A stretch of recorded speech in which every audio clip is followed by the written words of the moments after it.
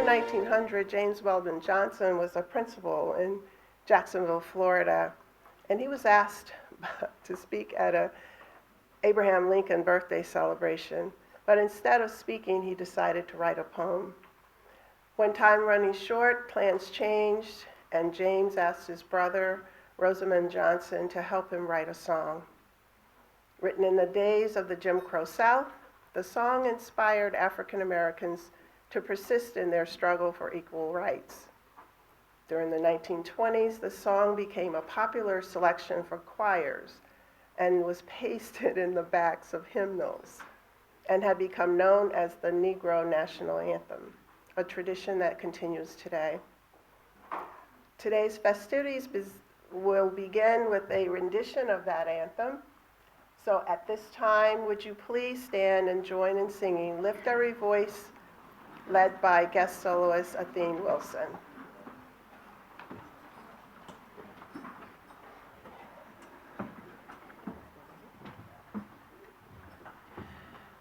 We will sing the first and the last stanza.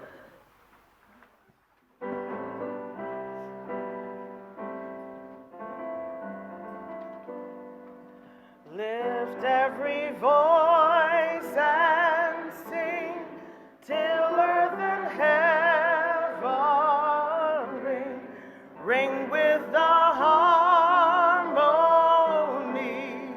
of liberty. Let our rejoicing rise high as the listening skies. Let it resound loud as the rolling sea. Sing a song full of the faith that the dark past has taught us.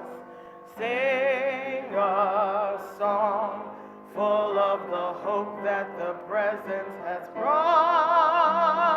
us. Facing the rising sun of our new day begun. Let us march on till victory is won. Last verse. God of our weary years, God of our silent tears, thou who hast brought us thus far on the way, thou who hast by thy might led us into the light, keep us forever in the path we pray. Lest our feet stray from the places, our God, where we met thee. Lest our hearts, drunk with the wine of the world, we forget thee. Shadowed beneath thy hand, may we forever stand true to our God, true to our native land. Amen. All right. Yes.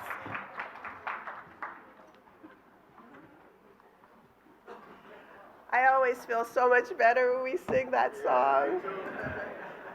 Oh my goodness. Good morning. I am. Well, we've started this wonderful breakfast, and it's such a great celebration. The reason we're here, we had someone that chaired the MLK breakfast for 25 years. 25 years. 25 years. And we would just like to take a moment to say to Katrina Moore, thank you for your dedication, your commitment to living the dream and helping us to be able to give our youth the ability to know who Martin Luther King Jr. is. Many of them would not know without what you established. You laid a foundation that will go on forever and that has created Memories for Children that has given them innovation and opportunities. You created a writing contest for them. There's been many opportunities that our youth have actually gained from because of your dedication, because of your commitment, and not only that, your passion. So we appreciate you, and we just want to take one moment to say thank you. Oh my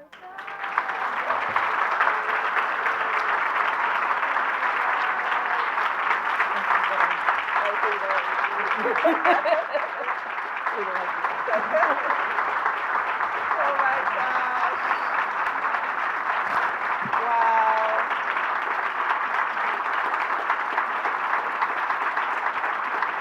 Oh my goodness. For those of you who know me, you know I'll cry at the drop of a hat, so I'm trying really, really hard. It's now my privilege to introduce our MC for this morning's program. Please join me in welcoming Tina Martin to the stage.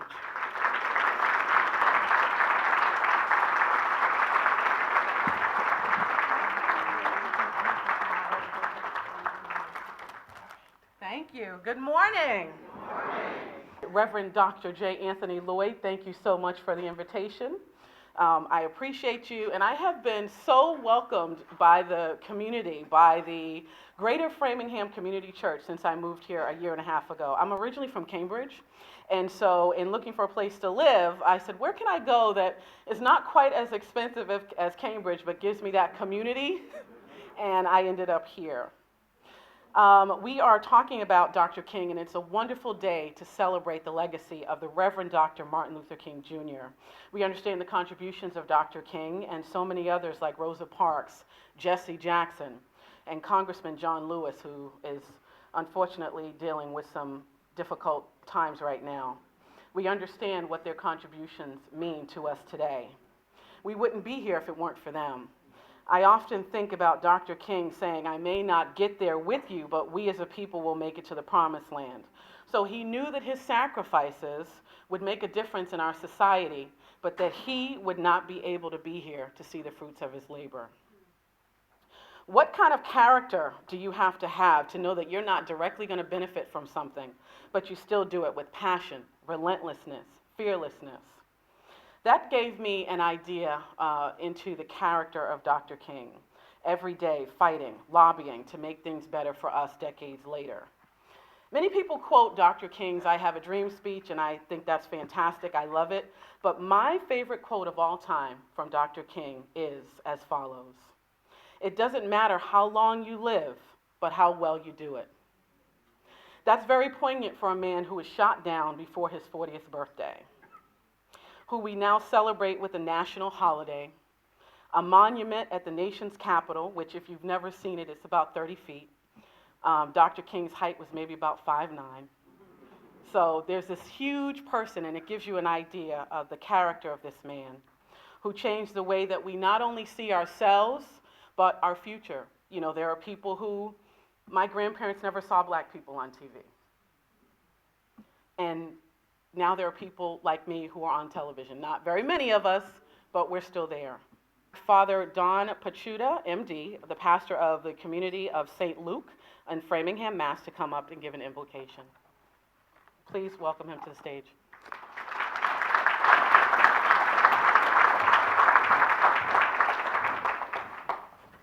Well, thank you very much. It's certainly a joy to be here. Thank you for inviting me. Dr. King is an incredible personality even in my life. And he would say that Jesus was one of the first social activists for justice and peace. Yeah. And if you read in the Bible, Jesus saying, follow me, that word literally means walk in my feet. And Dr. King certainly walked in the feet of Jesus. He read the Sermon on the Mount, I don't know how many times, but I know he lived it. And my favorite from the Birmingham jail is his quote of that Sermon on the Mount. Love your enemies, bless them that curse you, do good to them that hate you, and pray for them which despicably use you and persecute you. That's a powerful statement of loving one another and of his nonviolence. And he said nonviolence means not only avoiding external physical violence, but also internal violence of spirit. You not only refuse to shoot a man, you refuse to hate him. I have decided to stick with love. Hate is too great a burden to bear. And so today we give thanks, and so let us give thanks to God for all the gifts so freely bestowed upon us. We thank God for the beauty and wonder of your creation in earth and sky and sea. We thank you for all that is gracious in the lives of men and women, revealing the image of God in which they were created equal. We thank you for the blessing of our homes, families, and friends, and for the loving care which surrounds us on every side. We thank you for all who are gathered here today. We thank you for our daily food and drink, and especially for this wonderful meal. We ask you to bless this meal, those who prepared it, and those who made it all possible. May we savor it, enjoy it, and remember it for years to come. We thank you for minds to think and hearts to love and hands to serve. O God, accept our thanks and praise for all that you have done for us. We thank you for the splendor of the whole creation, for the beauty of this world, for the wonder of life, and most of all, for the mystery of love. Dr. King wrote this prayer himself. Oh God, we thank you for the fact that you've inspired men and women in all nations and in all cultures. We call you different names. Some call you Allah, some call you Elohim, some Jehovah, some Brahma, some call you the unmoved mover. But we know that these are all names for one and the same God. Grant that we will follow you and become so committed to your way and to your kingdom that we will establish in our lives and in this world a brotherhood and sisterhood that will be able to establish here a kingdom of understanding where men and women will live together as brothers and sisters and respect the dignity and worth of every human being. In the name of the Spirit of Jesus, amen. And these are truly worthy sentiments this day and all days. There's another martyr in El Salvador, like Dr. King, who walked in the feet of Jesus, Archbishop Oscar Romero, a prophet like Dr. King and a saint like Dr. King. And if you go to the places in El Salvador where the poorest of the poor live, the people who are discriminated against and live in poverty, and you mention his name, they will say, presente, presente. He's with us. And so today I ask us, whenever we hear the name Dr. King, not just on this day, but to go forth from this place, and every time we hear his name, say, presente, he is present. And I will leave you with this. Almost 50 years ago, he stood on the balcony of that motel, the Lorraine Motel in Memphis. He was waiting to go to dinner, and he called out to his driver. He wanted his favorite song that night at the meeting for later on, which he never got to attend. And the very last words on his lips before he died, "Precious Lord, take my hand." And so I say, as we go forth from this time in this place, precious Lord, take our hand. Amen.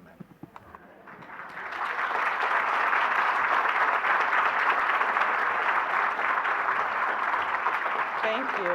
Thank you so much. Okay, we are going to continue with a youth presentation from Jabrell Anthony Clark. Jabrell is an 11th grader attending Marlborough High School in Marlborough, Massachusetts, and he is a member of the Greater Framingham Community Church, where he is a key member of the audio visual ministry, Men of Purpose, and Teen Bible Study. His high school activities include class president of the freshman and sophomore class, and he is presently vice president of the junior class. He is also an athlete, and this is very important. We have to get this right. He played varsity football, not to be confused with junior varsity, middle linebacker, and ran the 100 meter on track and field. Jabrell is the son of Larissa and Dennis McKenzie and the grandson of Kathy Oliver Jones. He is most importantly a child of God, so please welcome this young man to the stage.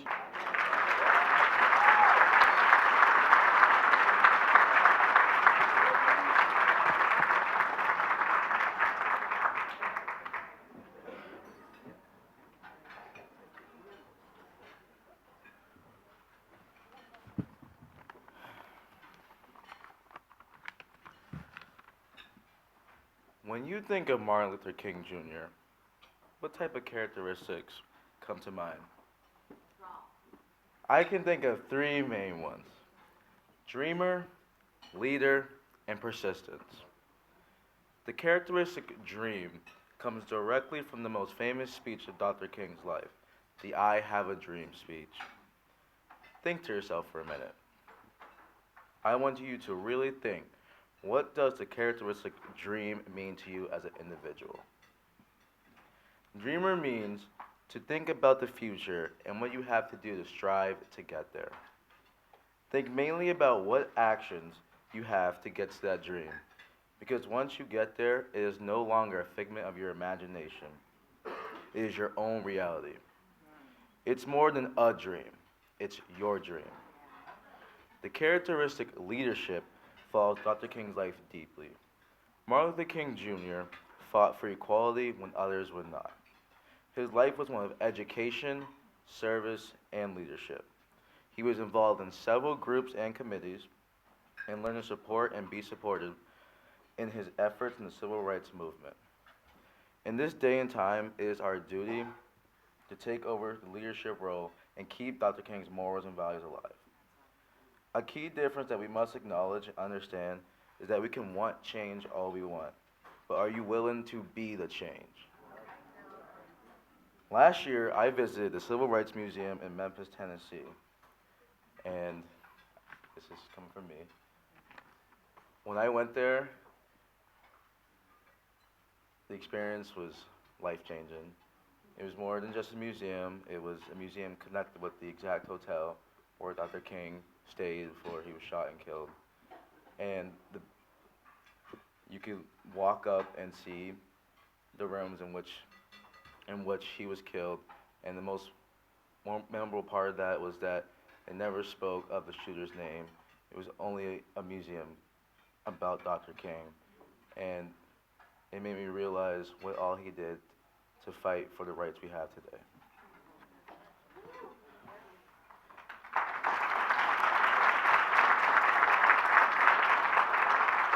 And in going to that museum, it made me realize that the movement still continues today. The meaning of persistence is the continuance in a course of action in spite of difficulty and opposition. Taking a stand for civil rights, Martin Luther King Jr. never quit. Even while incarcerated, he continued to work and live his dream. He did not give up in the most difficult circumstances. You must be mentally strong to overcome obstacles that will come in your life and cause you to fail, because having your faith in God will cause you only to prevail. Not enough people have the mindset of persistence that blinds you from being focused and where we need to get back on a straight path. In conclusion, it is our call to action to continue the legacy of Dr. Martin Luther King Jr. and fight for a change.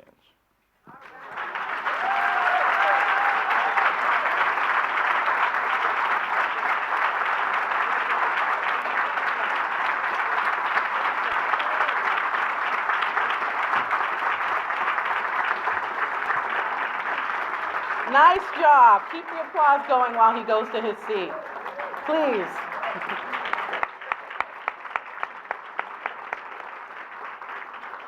You know, it's not easy to come and talk in front of people. And I do it for a living, and I, sometimes get a little So for that young man to come up and speak so eloquently, we need to give him another round of applause and encouragement. Nice job.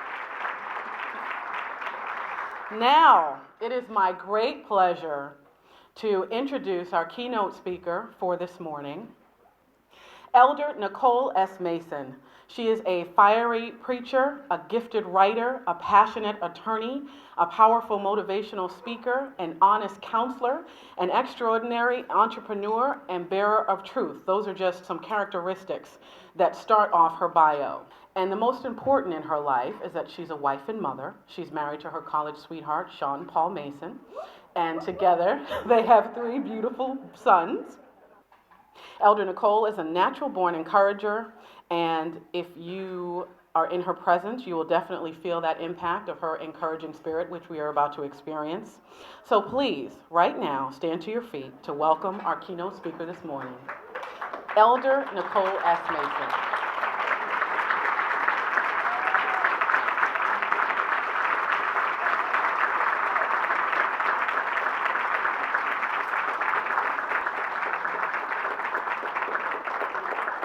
And we are going to bring Miss Athene Wilson to the stage.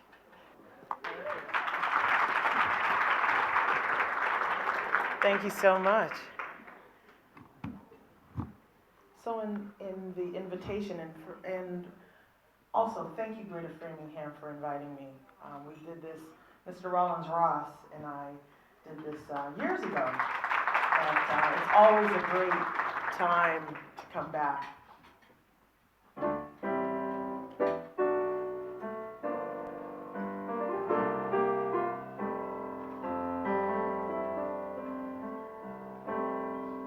Hang on to the world as it spins around.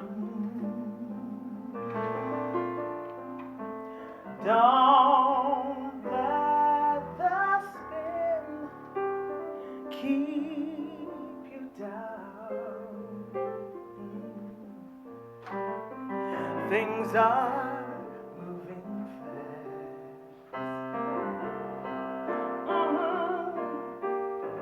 Hold on tight and you will last. Ooh. Keep your self-respect and your manly pride. Get yourself in gear. Keep your stride, yes. Never mind your fear.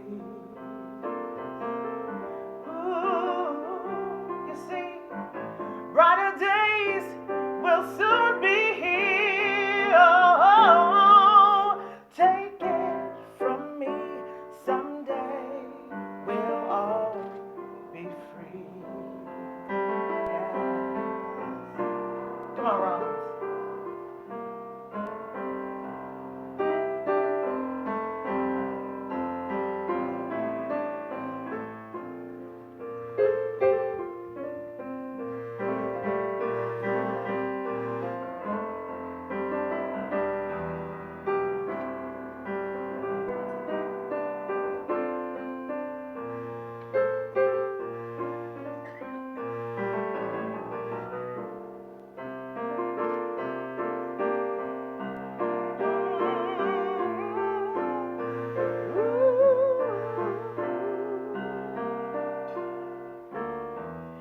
Keep on walking tall.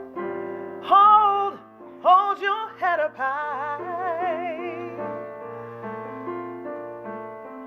Lay your dreams, take them right up to the sky. Ooh. Sing your greatest song. Oh yes, and you'll keep going on. Take it from me, someday we'll all be free. You all believe that? Yes. Oh, just wait and see. Someday we'll all be free. Yeah, yeah. Oh, take it from me, someday we'll all be free. Yeah.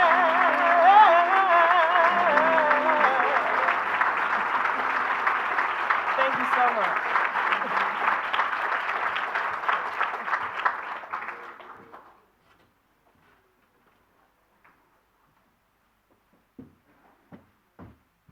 Good morning, everybody. Good morning. Come on, if you're happy and you know it, come on and clap your hands.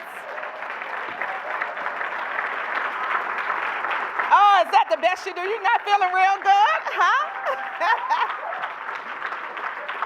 Yes, if you're happy and you know it, clap your hands. Sometimes we have to go back to those things of our youth, right? And those people who have experienced my ministry, particularly at Greater Framingham Community Church, know I have to take some time to just settle myself, to settle my stomach, because it starts going in knots. And you're just like, oh my God, the moment is here. So everybody just help me breathe collectively. Thank you so much. Certainly, it is my honor and my privilege to stand before you this morning. I never take any speaking opportunity for granted, nor do I take it lightly. I want to first start by thanking one of my spiritual advisors, the Reverend Dr. Anthony Lloyd. Thank you so much. Let's give him a hand. Thank you. And to the committee who invited me. For the few moments that I have, and I also want to say a greeting to all of the sponsors and all of the dignitaries, and that means everybody in the room, right? All of the VIPs, because we are all very important and very inspirational people. So let's give ourselves a hand. So for the few moments that are mine, I want to talk from the thought, leadership that impacts and influences. Leadership that impacts and influences.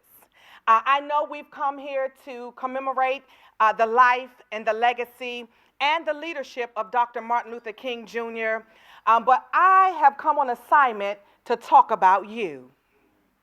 Yeah, let that go over the room. One of the things that's critically important for change is, and I have to start out with a coaching question, so when you get me, you get all these various parts of me. Executive coach, attorney, preacher, you get all of those parts of me. So I have to start our conversation by asking you the question, what have you done from last year, this time, to this year? I grew up an only child, so I'm okay with silence.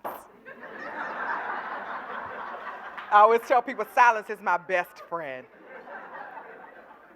Because we come to these events, and I think they're great, but the reality is we have to do something. This wonderful book that I love, it says faith without works is dead. And so I want to start off our discussion this morning with the platform that we're all going to launch from, and that is we are all leaders. You are a leader, I am a leader. And at a bare minimum, you ought to be able to lead yourself. Right? You ought to be able to lead yourself and as it relates to the decisions and the choices that you make for your life. You have to be able to lead yourself. And then we all have a sphere of influence, whether it's in our homes, whether it's in our communities, on our jobs. We all have a sphere of influence. And the reality is, we can choose in that sphere of influence whether it's a good impact or it's a bad impact. We have a choice in the matter. And I would submit to you today that we are all on this course together. Whether you want to be on the course or not, you are on the course. We are on it together. And so we don't have to spend a lot of time talking about the negative energies and the negative things that have happened and the negative things that are going forward. A reporter reached out to me on last week asking me about what I was going to say today, if I was going to be talking about the elections and where we go from here. Absolutely not. Not. Do you think I would get on a plane, leave my family, and fly all the way here to talk about that? No. I know why I have been sent to the earth. And it is to encourage, it is to empower, it is to allow us to tap into our best selves. Why would I spend my time focusing on something that has happened in the past? No. And so for me, when we start to think about leadership, John Maxwell says it best, that everything rises and falls on leadership. I love that. He also says that leadership is about influence, nothing more, nothing less. And so I would ask you, who are you influencing?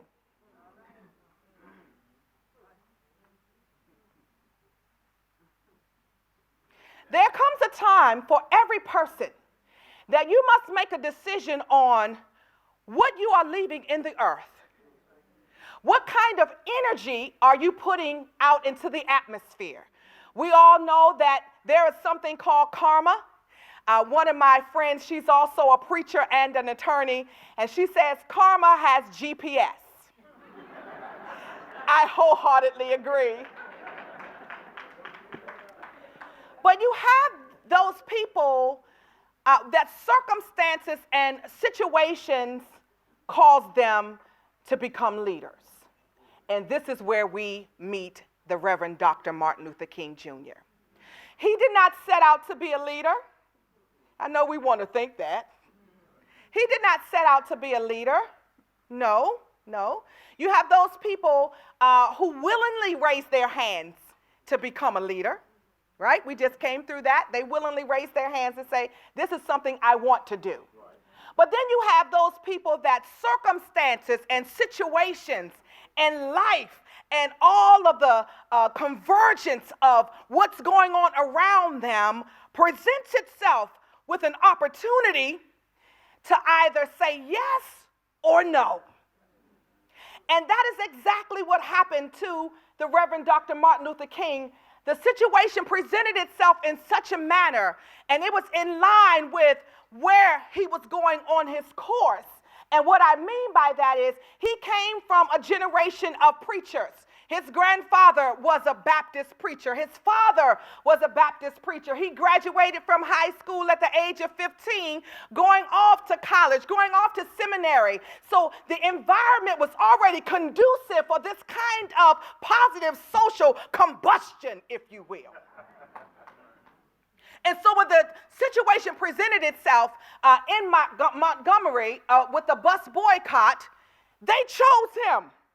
He didn't willingly raise his hand. They chose him to be their leader because they saw something, they felt something about him that could propel them forward, that could move them forward. And so I ask you, what do people see in you? What do they feel when they engage you, when they encounter your energy? You do know we're energy wrapped up in this flesh. You do know that. This is why some people, when you see them, you are so excited, you want to be in their space. And then others, you run when they show up. That's all of us. Don't y'all sit there and try to act pious and pompous. But we're all wrapped up in this flesh. And Martin Luther King was not alone in this circumstance that he found himself being pushed, if you will, into leadership. Nelson Mandela was another one. Rosa Parks was another one, but I love Miss Rosa when they interviewed her. She certainly was not trying to be anybody's leader. She said, I was tired.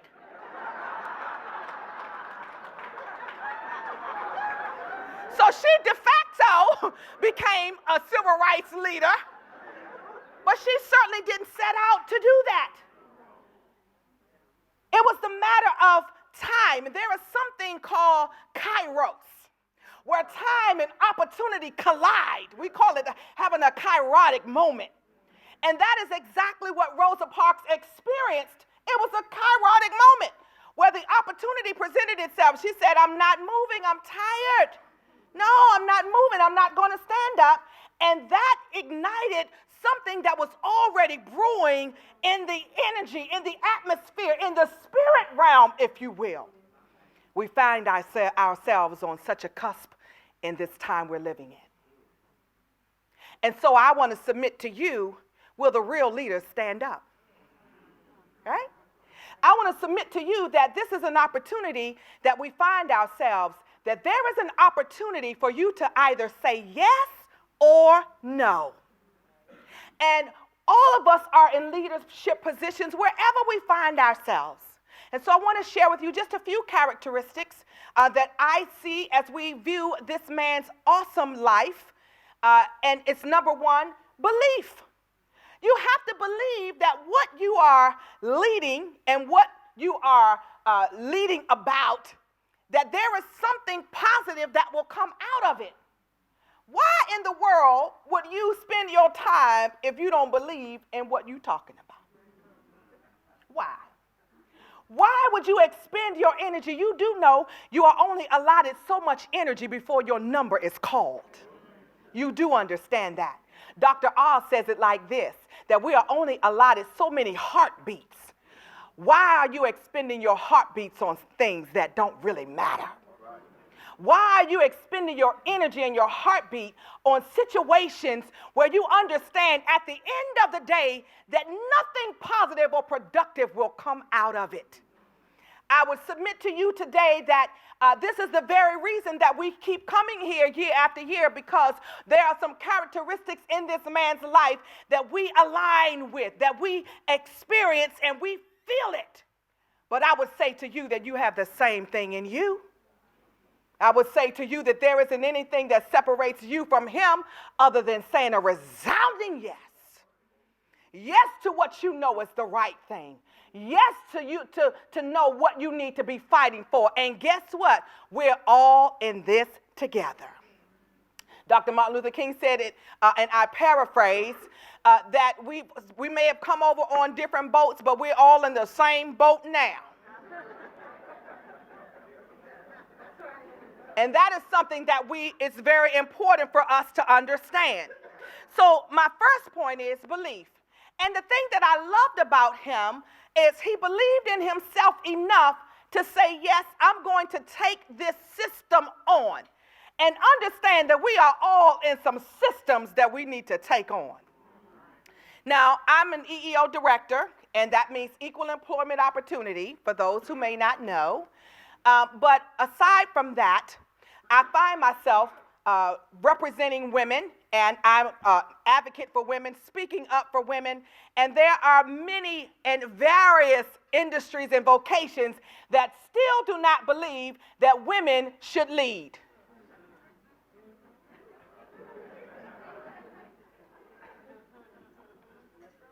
I know. Some of those things we don't really want to talk about. But the reality is we can't ignore them because they exist.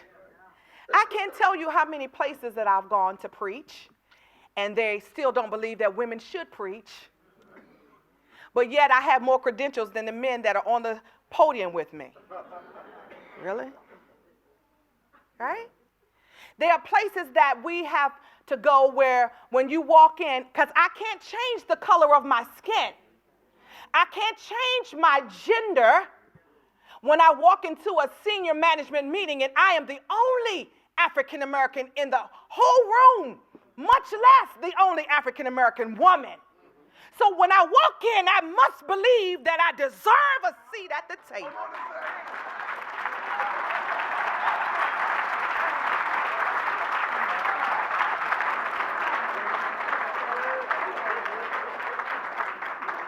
Not only must I believe that I deserve a seat at the table, but I must believe that when I open my mouth that I am saying something of substance. Yes.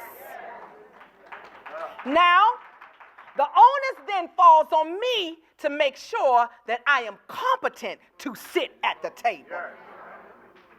I've never asked anybody to open the door for me, and I walk in and I don't know what I'm doing. And that is the thing. We're not asking for any handouts as women. I'm speaking for the women now.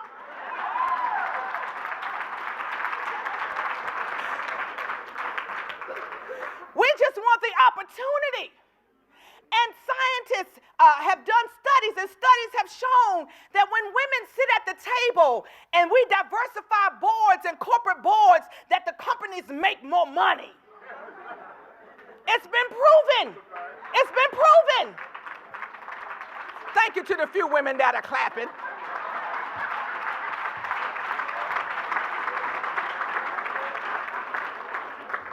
So we have to believe in ourselves. And this is what Dr. King represented. Belief in himself.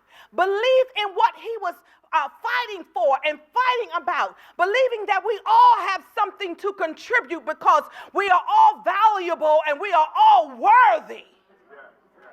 No one is above the other. We all have the same blood running in our veins. It's red. Don't matter if it's B positive, A positive, O negative, whatever. it's red, right? So you have to believe in it. And then I love this. He believed in his God. Now, it doesn't matter what you believe in terms of the name that you call your God.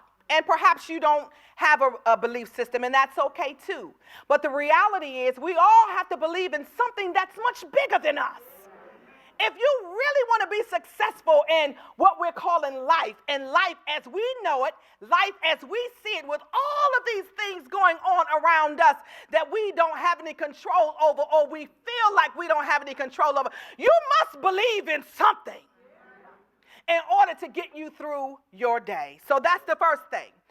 The characteristic of leading and leadership that impacts and influences, you have to have belief. And then the second thing is you have to be bold about what you believe. And Dr. King was bold about what he believed. He believed in equal opportunity for all. He believed in equality because he understood that we all have something to contribute and we all have something to bring to the table. And you have to be bold about what it is that you believe. And this is critically important, particularly as we take personal responsibility for our own lives and the lives of our family members. This is why you have to be able to go down to your children's school and tell them, you gonna teach my kid. No. When the people have been elected and they have been selected, paid to do what they are in the position to do, I am requiring you to do exactly what you're in that position to do. Now, I have to digress. Y'all, now, the people that know me know I digress. I digress. You see, and I'm the mother of 3 sons. Yes, point your hands towards me. I'm the mother of 3 sons, and my oldest son, when he was going to school, he was having some challenges in school, and I went to meet with one of the teachers, and she decided that the way that we were going to handle this was that I was going to put him on medication. Let that go over the room. And I just remember having this sense of, I wanted to just smack her down. Y'all thought I was getting ready to say something deep. Listen, laughter is medicine to the soul. So some of y'all still wound up. Loosen up. We're just having a conversation.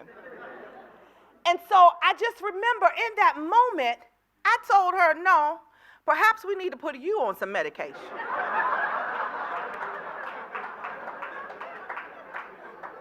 Because, see, I understood and I understand now that we all have different learning styles. We all have different learning abilities. It is the teacher's responsibility to figure that out. That's what you're paid for. Now, that does not mean that you bear the total responsibility for teaching my kid. Absolutely not.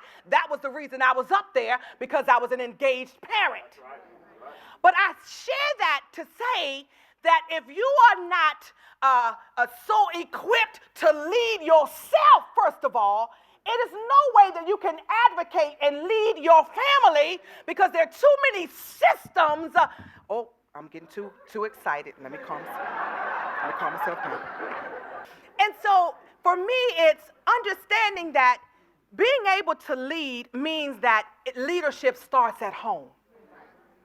And so I had to be bold enough to advocate for my son, but I thought about all of the kids that don't have an advocate. This is where you and I come in. This is where you and I come in, because we have to be astute enough and keen enough in our intellect to understand that we have a role to play. We have to impact somebody else's life other than our own and our children. Do you understand? You can isolate your kids as much as you want to, but at some point their paths will cross with the folk you're trying to keep them away from. let that go over the room. Because you don't know where your children are going to end up. There's a huge world out there. So there are some of us who sit in our spheres of influence and these bubbles that we have created. And guess what? The bubble, you cannot keep your kids in it no matter how hard you try. They're going to have to go down to the south side of some place at some point.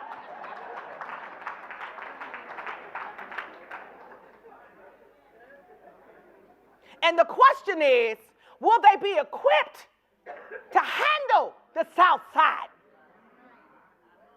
And what I mean by that, will they put value and worth on the people that live there that don't look like them, that have not had access to what they have had access to? Because they understand, because we've taught them that everybody has value.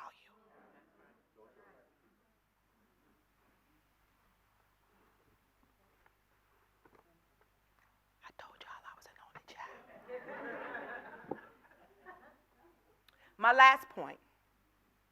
Not only do you have to believe in yourself as a leader, not only must you be bold, but you must be brave. And brave does not mean that you are not afraid. It just means that the courage has taken control. And I told them yesterday at church, do you think for one moment Dr. Martin Luther King Jr. would have willingly raised his hand if he knew people were going to be bombing his home, threatening his life, and then ultimately take his life? I don't think so. I don't think so.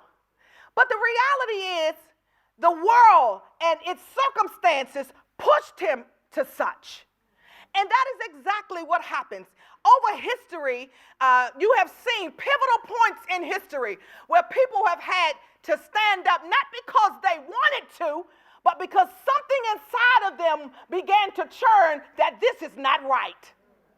And this is why you have a Harriet Tubman that could go back and rescue so many slaves and made it very clear, if you try to go back, you won't be coming out of this alive.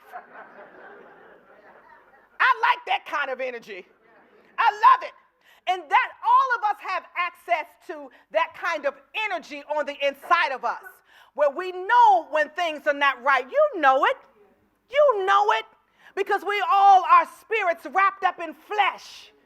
And our spirits is what detects injustice. I told somebody I was doing a Facebook Live last week, and my title of it was Kill 'Em with Success. And I began to recount this story that, at the age of 9, I wanted to be a lawyer. I didn't know anything about really what injustice was, but I knew I felt something when it wasn't right. For people who either wouldn't or couldn't speak up for themselves now, and it surely didn't help that my favorite show was Perry Mason. Let me tell you something. I digress. I loved Perry Mason. And particularly, I can tell you, my favorite part was at the end, when he had that witness on the stand, and he was asking those questions in rapid succession, and all of a sudden the person would say, I did it, I did it. So that surely, that helps me. I love Perry Mason. I'm like, I want to do that. I want to do that. But there was something that was brewing on the inside of me. I knew when things weren't right. And not just external, but internal too. Now, we don't want to talk about our family stuff, so we won't talk about it today. Next time Reverend Lloyd invites me back to GFCC, we talk about our families and all the stuff that goes along with it. But I knew, based on what I felt on the inside, and I believe that when we listen to Dr. King and we listen to those messages, that we can feel it. We feel his sincerity. We feel the power of God's Spirit brewing on the inside of him. And you know why you feel it? Because it's brewing on the inside of you too. It's all over us and inside of us, whether we acknowledge it or not. That's our choice. But the fact of the matter is, We have to be brave. I was talking about on this Facebook Live about when it came time for me to go to law school that I was rejected 9 times. Let that go over the room.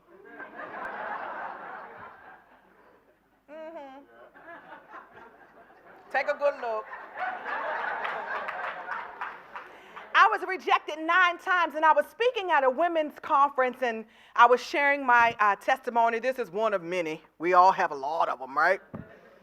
And somebody said, did you ever get tired of applying? And I said, no. Because something inside of me would not let no be the answer. Just plain and simple. Thank you for this half of the room.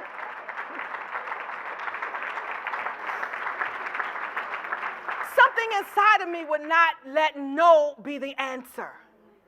And so on the 10th time when I applied, now I do have to tell you, I started to think, well, maybe this is not the profession for me. On the 10th time, well, lo and behold, the director of admissions called me personally, said, you've been accepted. You can come to the orientation, come pick up your admissions materials. I said, okay, I am on the way. I'm on the way. Yes. On my way. So I get there and I walk into the galley. You know, that's the classroom with all the risers and the professor is down at the bottom. You know how they show it on TV. So I walk in and the people are sitting there. I could hear a gasp for air, like, oh. And they were gasping for air because I was big, round, and pregnant.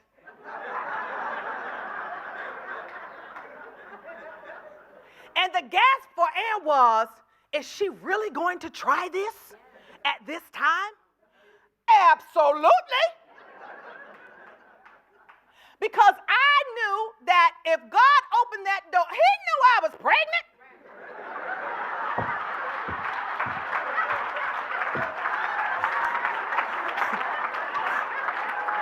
He knew it. So if he allowed this door to open, I was surely gonna walk through it. I went up in there with my bold self, talking about characteristics of leadership that impacts and influences. I walked up in there with my bold, brave self, believing that I can handle this. I got this. And wouldn't you know it, just as God would have it, talking about kairotic moments, talking about the times when you step out, when you are pushed to the edge and knowing that God will meet you. And this is what we see with Dr. King. Listen, he wasn't relying on those people he was walking with, and although they were nice and they were good and they were supportive, but he had to have a higher calling. He had to have something stronger and something outside of himself to get through those times. So a girl walked up to me from my home church whom I had never laid eyes on, but she knew who I was from my preaching and praying and all that, because my home church is a huge congregation. She says, oh, Reverend Nicole, when is the baby due? I said, oh, he's due in November.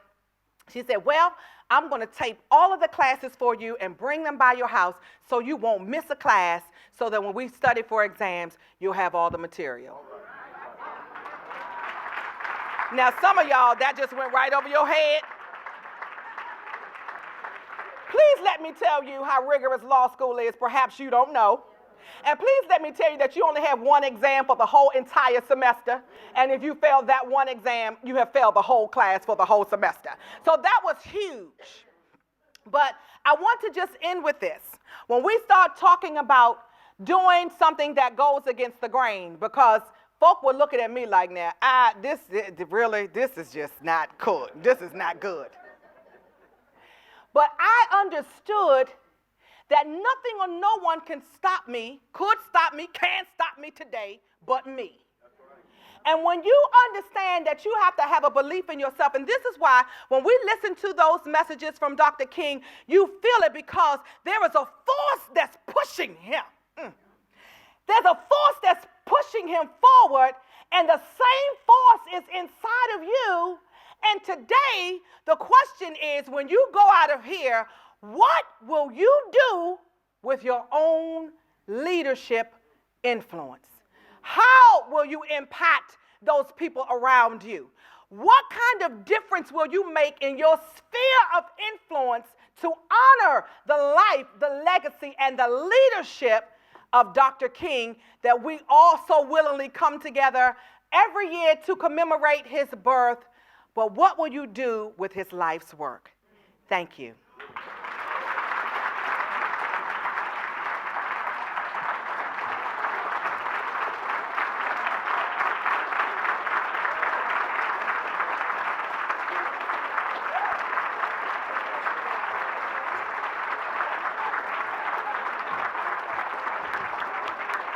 Don't stop applauding. We need to take up an offering on that. Say leadership influence. Thank you, Elder Mason. At this time, we are going to invite Athene Wilson back up to the stage for another musical presentation.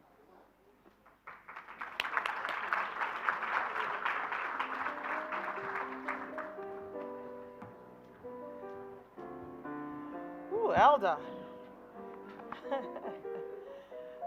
Elder Mason, that was wonderful. Oh, I'm going to take that back. All right. And in doing so, I didn't call you, but this is the song we're going to sing. Everything Must Change. All right.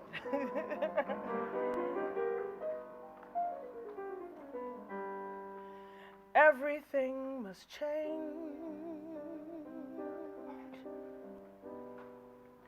Nothing stays the same.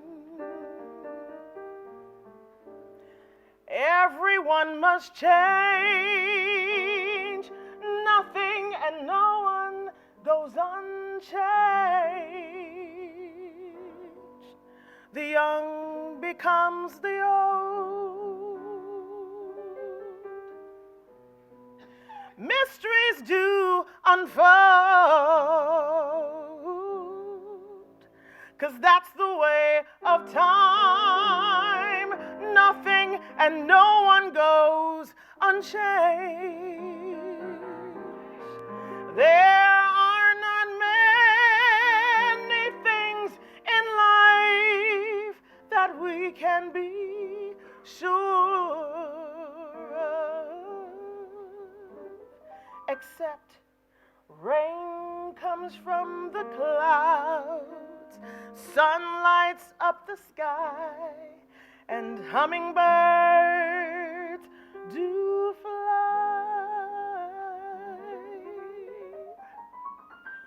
Winter turns to spring. A wounded heart will heal, but never much too soon. Everything must change. Oh, the young becomes the old, and mysteries do unfold, 'cause that's the way of time. Nothing and no one goes unchanged. There are not many things in life that you can be sure of, except rain comes from the clouds, sun lights up the sky, and hummingbirds do fly. Rain comes from the clouds, sun lights up the sky, and music makes me cry.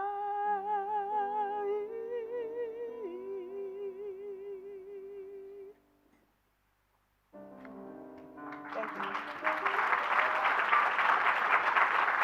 Mr. Rollins-Ross.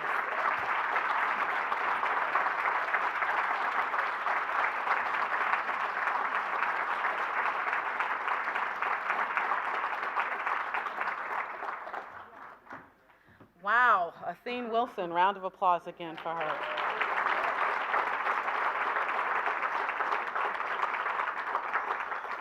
Do y'all feel encouraged? Because I do. I feel like I want to just go out and run a marathon or something. At this time, we're going to bring up the Reverend Dr. J. Anthony Lloyd, who is a senior pastor at the Greater Framingham Community Church, for our closing remarks. He is a man of God.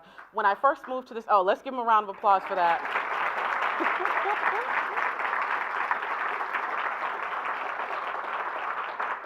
As I said when I first came up here, when I first moved to Framingham, so many people were saying, "Oh, welcome to town. Do you know Reverend Lloyd?" And I said, I haven't met Reverend Lloyd just yet. And so I finally was able to meet him, and it's just been a wonderful relationship. And this community has really embraced me, and Greater Framingham Community Church has been wonderful. It is a wonderful, wonderful fellowship. I was in Stop and Shop the other day, and I was checking out, and a lady came up to me, and she said, "Do you work for the news?" And I said, "Yeah, I work for the news." She said, "Do you know Reverend Lloyd?"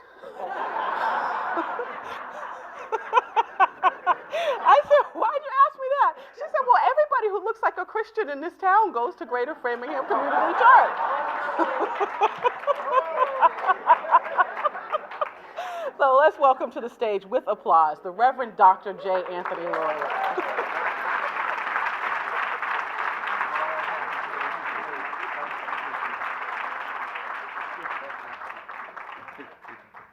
Thank you, thank you, thank you. Good morning, everybody. It is so good to be in this place at this time for this moment, to be gathered with these people. It is not by mistake or accident that a day like today we come together.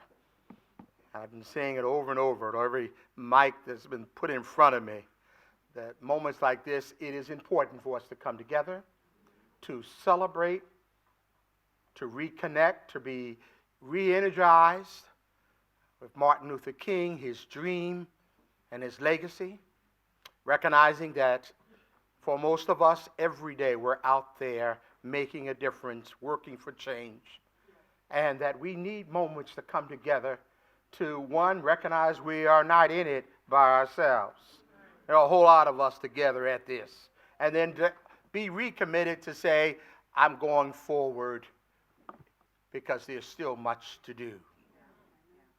Let me say this morning, one of my sheroes said that when they go low, we go high.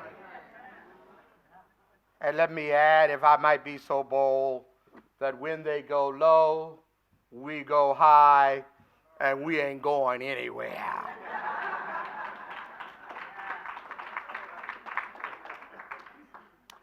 It is a matter of justice. It is a matter of justice, first and foremost, because God is always concerned about justice. He does not stumble into this here topic. It doesn't pop up on his radar whenever somehow something happens. He's always been concerned about justice. And Martin Luther King Jr. was concerned about justice. And as our keynoter has said, we ought to be about and be concerned about justice. Where are the young people in the room? Come on out here. All our young people in the room, come on up front, join me. Anybody, you're in college all the way down, come on up here. Come on and join me. Where are my college students in the room? Come on up here. We not only need to see you, but you need to see us. Yes, everybody, come on up, come on up. Yeah, there he is, all right. Yes, indeed. Come on, man. All right, get some college students up there, yeah, come on down. Come on down the center, walk down the center aisle. No, they say roll up on up in here, roll on up in here. Come on, yes. Yes, indeed.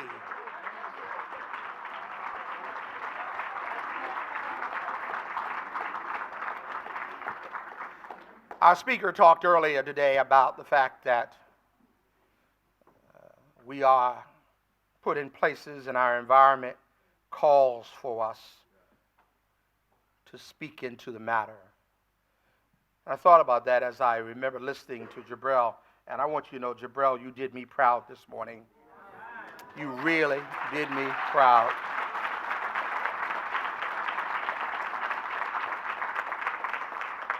Jabril, who on every Sunday, in his own quiet way, works in AV, behind the scene, making sure the sound equipment is getting, so the message can go through and be out there.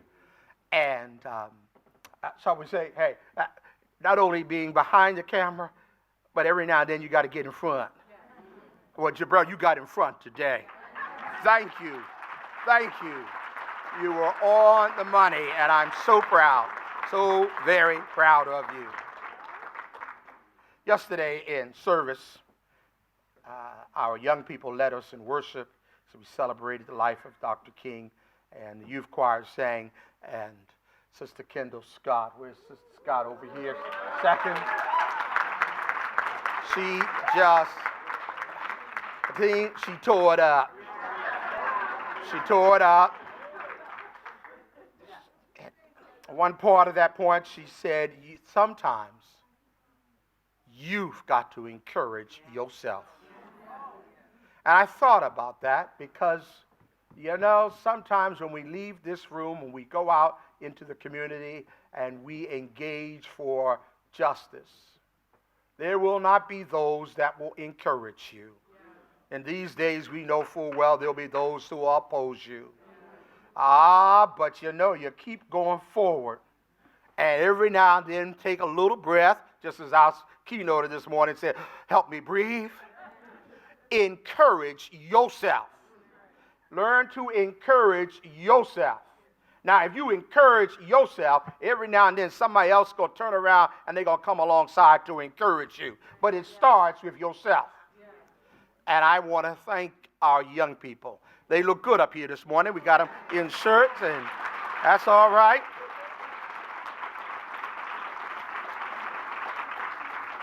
Let me share with you that it is a matter of justice. And on Saturday, we gathered at Framingham State University and packed house with young people from kindergarten up through high school. Thank you, Framingham State University, for your partnership with us. And it was just moving on a number of levels. One, to see them all gathered there and engaged. Two, to have all our partners there taking the time out to pour themselves out into our young people. The other thing about it, though, is that our young people and their speaking into our lives in that moment. And I want you to know they did. By the questions they asked, their articulation. So much today, and I recognize it, the sense of tension, the sense of unease, the sense of fear, the sense of unknown, not knowing what next Friday will bring or whatever behind next Friday. And yet in those moments, when we take a moment to hear the voices of our young people, and what impacted me was so much how they too are in tune to what's going on. As someone said to me, I don't even need to listen to CNN. I just talk to one of my young people and they can lay it out for me. So I tell you, as I shared Saturday morning closing out the program, that I spent the most part of the morning with the kindergarten, first and third graders, and we're sitting at the table working on our dream bags and dream wreaths and talking about what their aspirations were and what they want to be and what they want to do when they grow up. And they're asking me, what do you want to be, Lloyd, when you grow up? And I said, hey. At that moment, I said, you mean I can reinvent myself at this age? I'm going to do it. Then my little kindergartner, he sits there and he looks up from his coloring or whatever, and he says, you know, Dr. Trump, he says, Trump doesn't like black folk. This is my kindergarten. Now I'm going to tell you right now, I'm like our speaker. This is about MLK. This ain't about somebody being elected president. This ain't his day. But I was struck by it, certainly on one level to say, here is my little kindergarten, and his interpretation of reality. And at one point, you'll want to reach across the table and grab him and say, oh, that I could somehow put you in a bubble and protect you. But that's not what he was asking of me. He was speaking into that atmosphere at that moment about a reality that he felt and he saw, which drove me to remember going to see the production of Fences. And as I went there, and August Wilson's play has been now made into a movie, and there are lots of dialogue going on there, and I encourage you to attend. And as I was there at the movie, I can remember the dialogue that takes place between the character Denzel Washington, who has been passed over and missed opportunities to play ball. And there he is talking to his son, and they're going back and forth, having this here detailed conversation. And at one point, the son says to the father, arguing about his trying to make room in this world, this crazy world, and wanting to do it his way. And here's the father saying, this is how I have done it, and what have you. And he asked, do you like me? It's a legitimate question. Some of y'all have asked that too. You've asked it of teachers when you have felt injustice. You've asked it of friends who bully you.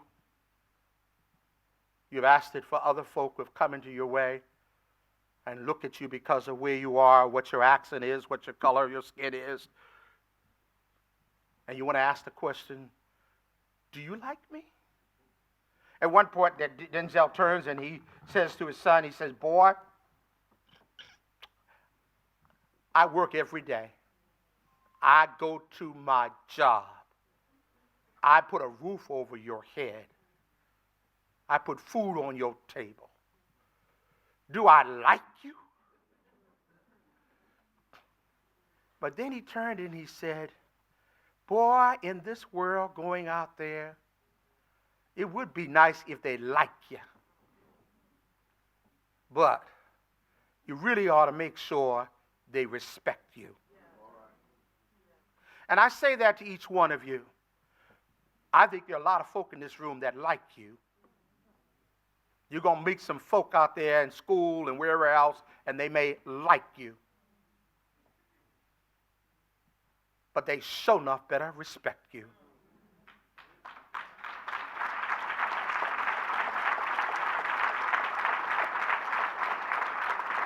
So I say to my kindergartner, whether he or anybody else don't like me, that ain't the question.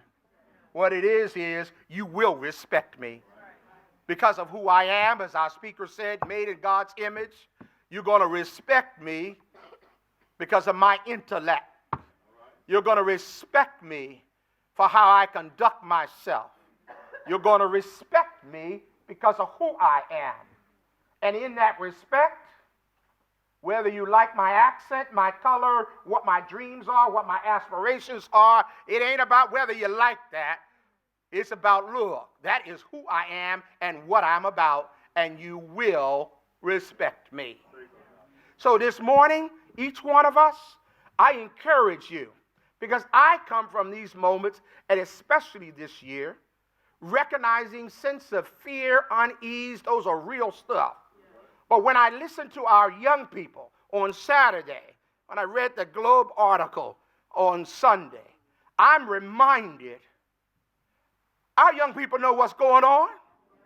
They may not have been around when they sat at at the countertops and protested. They may not have sat there and marched down the street with Dr. King. But let me tell you something.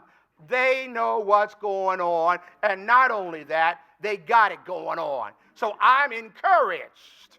Encourage yourself by who they are, what they're doing, and what they will be doing. So the rest of us, I'm not saying it's time for y'all to move off on the side. That ain't what that's about. Y'all keep plugging in there, you know. Y'all keep going at it. But don't ever forget, you got some folks standing right up here and many more who understand what's going on, and they too are committed to make a difference. Our job is make sure that this world respects them. That's what we got to do.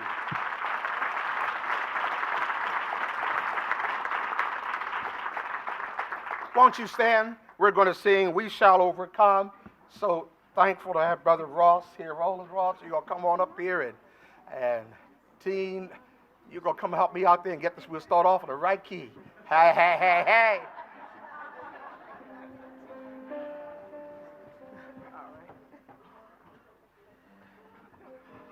All right. We shall overcome. We shall overcome. We shall overcome someday. Oh, deep in my heart, I do believe we shall overcome someday. We shall walk in peace. We shall walk in peace. We shall walk in peace. We shall walk in peace someday. Oh, deep in my heart, I do believe we shall walk in peace someday. God is on our side.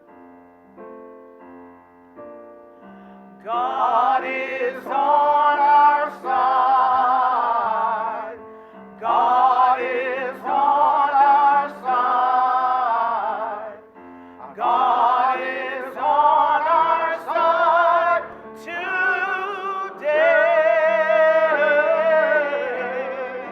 Oh, deep in my heart, I do believe. God is on our side.